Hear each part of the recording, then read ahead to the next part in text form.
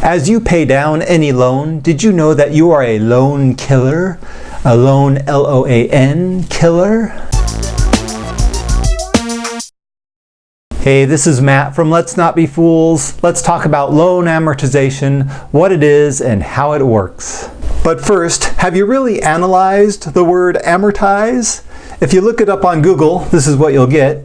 First definition is to gradually write off the initial cost of an asset over a period. That's more of a business definition, but more of a personal definition on a personal basis. Reduce or pay off a debt with regular payments. And that's what amortization is. You're just paying down the value on a loan. But if you look at the origin of the word, it's very interesting. You'll see that the Latin base is mors or mort, and it goes into the Old French amortir or amateur.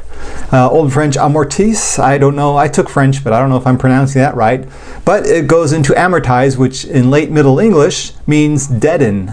So as you pay off a loan, you're really deadening that loan. You're putting it to death, which is a good thing, on a financial basis only, right? Here is a simple loan amortization schedule in Excel format. This is pretty easy to get a hold of if you don't already have it on your computer. But I'm just assuming a home loan amount of $500,000 for the purchase of a home, annual interest rate 4%. Your payments are $2,387 per month, and you'll see if it starts on 1/1/20, your first payment will be 2/1/20, and you will be paying a combination of principal and interest. So of that $2,387 payment, your principal amount that you're paying down is $720 roughly, and your interest is $1,667 roughly.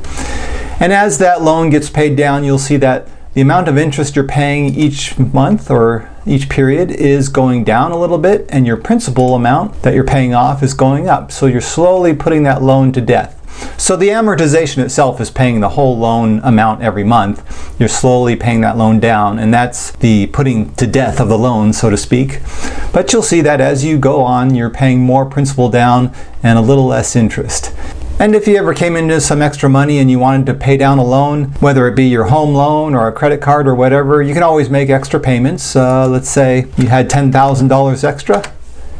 You can make a lump sum payment, and that will bring down your principal amount owed by a lot, right? And then the interest owed will be a lot less the next pay period, and your principal amount paid off will be more. And not only will that save you a little bit of interest, but your payments will be reduced, because if you go down to the end of the loan, if it's a 30-year loan, it used to be 360 months, but you reduced it to 348 months by making that lump sum payment of $10,000 way up here. So that's just something to keep in mind. I don't necessarily recommend paying down your home loan, especially if the interest rate is 4% or lower. You don't need to pay that off right away unless you really want to. Definitely concentrate on your higher interest debts, like credit card debts or even car loan debts, and pay those off first before you try to pay down your house. But if you want to pay down your house, that's fine. It's really a personal preference. But I think you make more money in the stock market by investing your extra money in the stock market as opposed to trying to pay down your home loan, because your interest rate on your home loan, let's say it's at 4%, after tax adjustment, you're really maybe only paying about 3%, whereas you can probably make 7 to 8% in the stock market, but that's just a side note. I hope this video on loan amortization was helpful to you, you loan killer you. I'll catch you next time.